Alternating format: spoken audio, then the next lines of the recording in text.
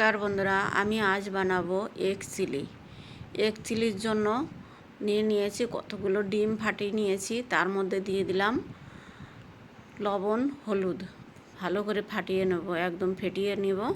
ফেটিয়ে নিয়ে তারপরে ফেটানো হয়ে গেছে, এইবার কড়াইতে ঢেলে দেবো। দিয়ে দিলাম তেল, সাদা তেল দিলাম। আপনারা চাইলে সর্ষের তেল দিলেও ভালো হবে, আমি সাদা তেল দিলাম। দিয়ে এবার দেখুন ডিমটাকে আমি কিভাবে ভাজা করি।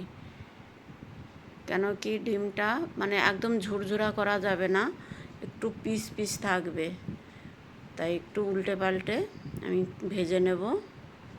ভালো লাগলে একটু লাইক শেয়ার কমেন্ট করবেন বন্ধুরা, ফলো করবেন, সাবস্ক্রাইব করবেন বন্ধুরা। এই যে দেখুন, এই যে পিস পিস মানে একটু মোটা মোটা থাকবে, একদম ঝুরঝুরা করব না, খেতে বেশ ভালো লাগবে এইভাবে। আর ঝুরঝুরা হলে কি বোঝা যায় না যে ডিম কোনটা দিলাম, আর মানে কি জিনিসটা বোঝা যায় না, যার জন্য একটু বড় বড় পিস রাখতে হবে। এবার কড়াইতে আবার দিয়ে দিলাম তেল। তেল দিয়ে এইবার এই যে দেখুন লাল ক্যাপসিকাম আর হলুদ ক্যাপসিকাম, আমি সবুজটা দিইনি, পেঁয়াজ আছে, পেঁয়াজগুলো বেশ সুন্দর মোটা মোটা করে কেটে বড় বড় লেয়ারে আলাদা আলাদা করে নিয়েছি। আর আছে কাঁচা লঙ্কা কুচানো, এই যে দিয়ে দিলাম।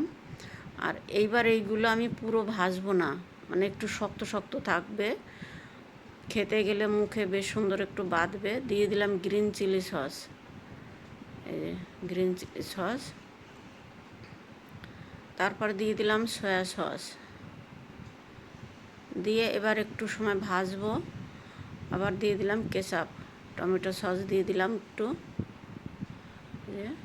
বেশি দেবো না, তখন মিষ্টি মিষ্টি ভাব হয়ে যাবে, নয়তো অল্প পরিমাণেই দেব।